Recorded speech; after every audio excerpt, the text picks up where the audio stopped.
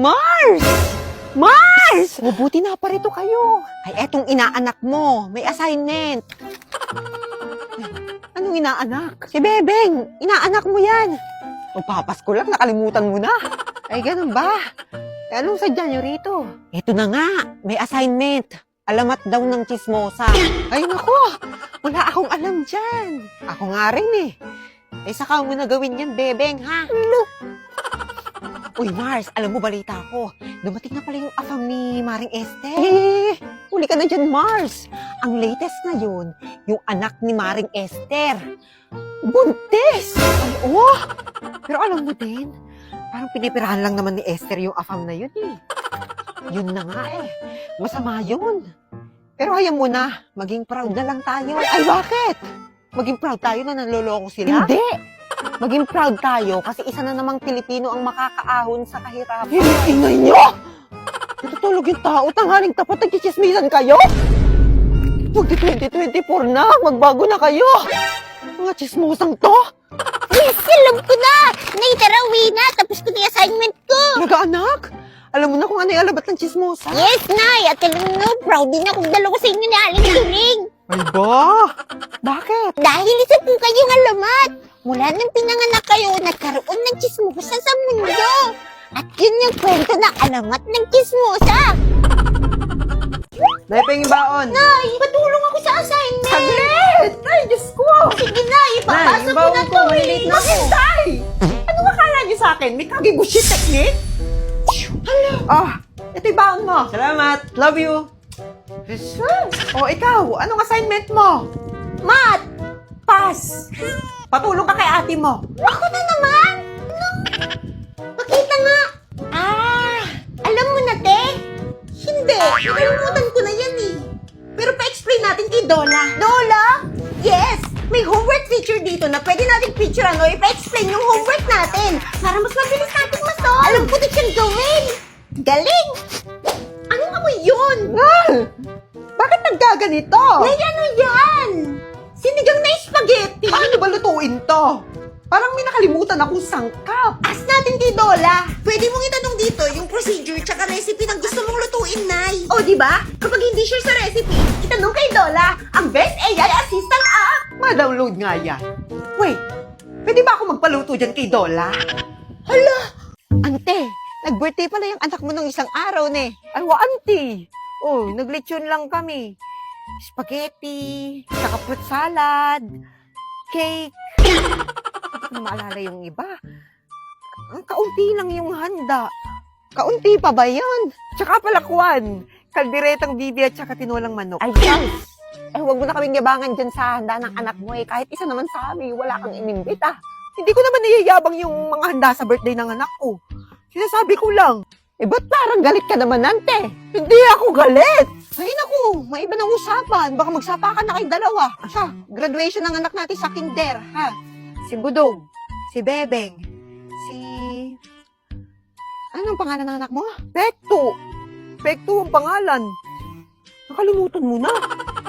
Ninang ka nun ah. Ah, oo, tama. Wala pa akong napiling susuotin ng anak ko.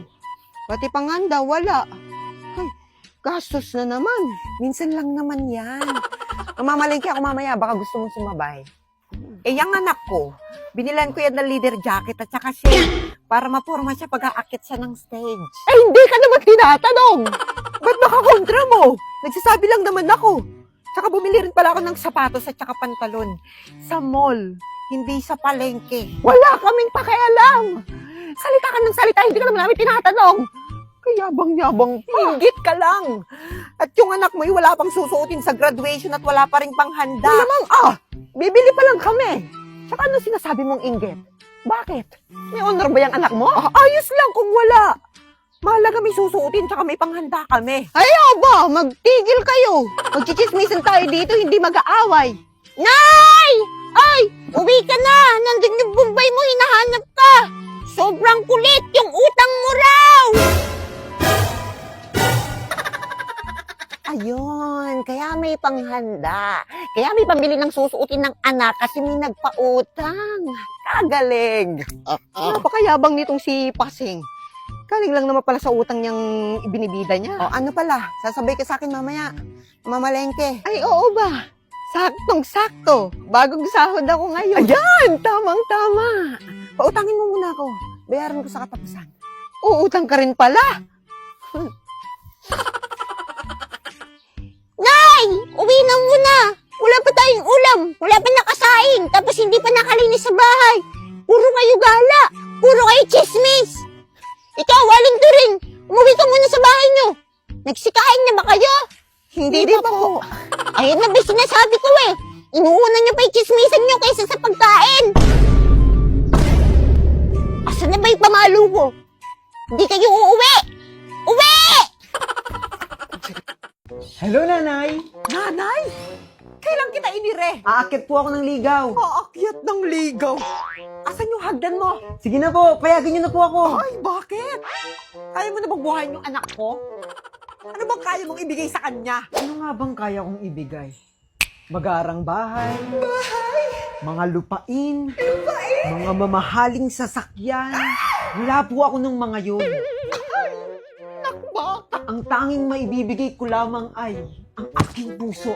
At Human Soft Glow na may collagen, vitamin C, zinc at marami pang iba. Yung S-acetylglutathione na very affordable yan, di ba? Alam niyo, Nay, araw-araw ako nagtitake nito. 5 times more effective kasi to brighten your skin. Talaga namang nakaka-glow at nakaka-boost pa ng immune system. OMG! Okay na, pwede ka nang umuwi. Meron din kami niyan. Alam niyo ba kung bakit tungkol palagi sa mga nanay ang content ko? Dahil malapit sila sa akin. Nandyan na yung nanay na mareklamo, nanay na mapag-aruga, nanay na patuloy na nagsasakripisyo para sa mga anak. Yan ang ilan sa mga katangian ng mga nanay ng buhay ko. Ang ina at lola namin na patuloy na sumusuporta sa aming mga anak nila. Mahirap ang buhay pero masaya. Lalo na yung feeling na naging isa ako sa instrumento ng pamilya para makaraos kami sa araw-araw. Tandang-tanda ko pa nung first time kong nag-grocery para sa kanila at nakakapag-provide na ng pangangailangang pinansyal. Nako, labis ang tuwa ko noon at talaga namang nakita ko kung gaano sila kasaya. Alam nyo naman na isa sa mga misyon natin bilang anak ang alagaan at suportahan din sila. Lalo't hindi na sila pabata. Kaya hanggat maaari, ibigay natin o ibalik ang pagmamahal na ibinibigay rin nila para sa atin. Kaya nga naisip ko rin na mabigyan sila ng protection at security na kailangan nila. Kaya kumuha ko ng Protect Max Insurance sa Cebuana Luwilier. Kasi for as low as 50 pesos up to 150,000 coverage sa anumang sakuna, sunog at aksidente. Hindi lamang tayong mga anak ang handang magbigay ng seguridad para sa ating mga magulang. Dahil kasama natin ang Cebuana Luwilier sa laban ng buhay. Kaya sa mga magulang na patuloy na nakatindig para sa kanilang mga anak, saludo po kami sa inyo. At lalaban din kami mga naksi nyo para kayo'y maging protektado. Nakakapagod!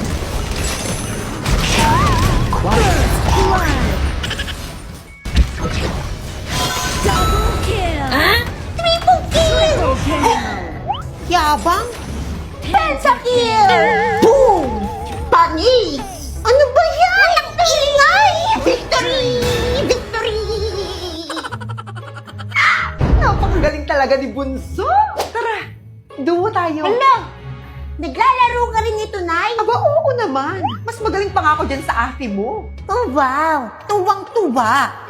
Tingnan na lang natin kung matuwa ka pa, Nay, kapag nalaman nung ginawang Flowborn avatar ni Bebeng yung pangit mong picture.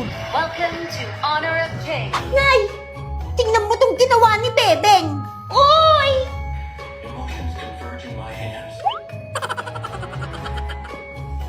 Parang ako nga yan ah. Ikaw talaga, Nay! Yung pangit mong picture, ginawang Flowborn avatar ni Bebeng! Totoo ba? Bebeng! Opo, Nay! Kaya nga swerte ako eh. Lagi akong victory. Kasi ikaw yung Flowborn avatar ko. Ibig sabihin nun, ikaw yung inspiration ko kaya palagi akong panalo.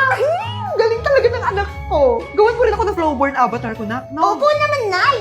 Kayo, try nyo na rin gumawa ng sarili nyong Flowborn avatar sa Honor of Kings! Ganun na lang yun. Kung makapagsabi ka na pangit yung picture ko. Teka, Victory!